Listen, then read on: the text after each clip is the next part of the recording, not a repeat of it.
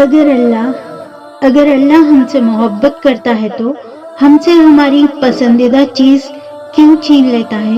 کیوں ہمیں اس چیز سے آزماتا ہے جو ہمیں سب سے پیاری ہوتی ہے، جو سب سے محبوب ہوتی ہے، جس کو کھونے سے ہم سب سے زیادہ ڈرتے ہیں؟ کیوں ہم سے ساری چیزیں چھین لی جاتی ہیں؟ کیونکہ دیکھو، اب ہم کسی سے پیار کرتے ہیں اور ہم چاہتے ہیں کہ وہ ہمارے سامنے رہے، ہمارے قریب رہے، ہمیشہ ہمیں یاد رکھے، کبھی بھی نہ بھولے، کبھی بھی نہ چھوڑ کے جائے، ہے نا؟ ایسے ہی ہے نا؟ تو وہ رب بھی ہم سے محبت کرتا ہے، ہم سے محبت کرتا ہے نا؟ وہ بھی چاہتا ہے کہ میرا بندہ مجھ سے چھوڑ کر نہ جائے، میرے پاس رہے، مجھ سے بات کرے، مجھ سے منائے، اور میں اپنے بندوں کو سنتا رہوں، اور میرا بندہ مجھ سے ہمیشہ یاد رکھے، مجھ سے کبھی دور نہ جائے۔ لیکن ہم انسان کیا کرتے ہیں؟ کہ ہم اس کے نہیں ہوتے۔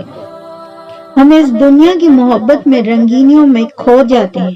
پھر ہم جب بھی کسی سے محبت کرتے ہیں تو یہ سوچتے ہیں کہ اب کبھی بھی مجھ سے دور نہ ہو، اور دیکھتے ہی دیکھتے انسان کی محبت کو اپنے اللہ کی محبت سے زیادہ ترجیح دی جاتی ہے۔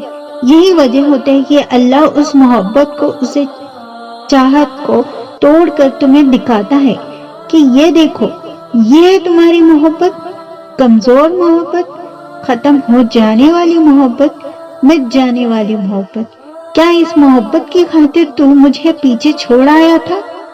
یہ دیکھ میرے بندے، یہ دیکھ، یہ تو عرضی ہے، یہ تو ختم ہو گئی، اب باقی کیا رہا؟ میں اور تو، بس میں اور تو ہی باقی رہا۔ اب بتا، کون ہے تیرے میرے علاوہ؟ کون ہے جو تجھے سنتا ہے؟ کیا ہے کوئی تجھ سے میرے طرح محبت کر سکتا ہے؟ تو پھر کیوں تو اس محبت کی خاطر مجھے پیچھے چھوڑ آیا تھا؟ یہاں آؤ میرے پاس، جہاں کبھی تمہاری محبت کا زوال نہیں ہوگا، جہاں کبھی تمہاری محبت کو کھونا نہیں پڑے گا، جہاں کبھی تمہاری جذباتوں کی بے قدری نہیں ہوگی، جہاں جب بھی تم آؤ گے تمہارا استقبال کیا جائے گا۔ اس لیے انسان سے محبت کرو، لیکن اپنے رب کے لیے کرو جیسے اس نے انسانوں سے کرنے کا حکم دیا تھا۔ اور ہر وہ محبت جس کی وجہ سے اللہ کے اصول توڑنے پڑے یا اللہ کو ناراض کرنے پڑے، اس محبت کی منزل زوال ہے۔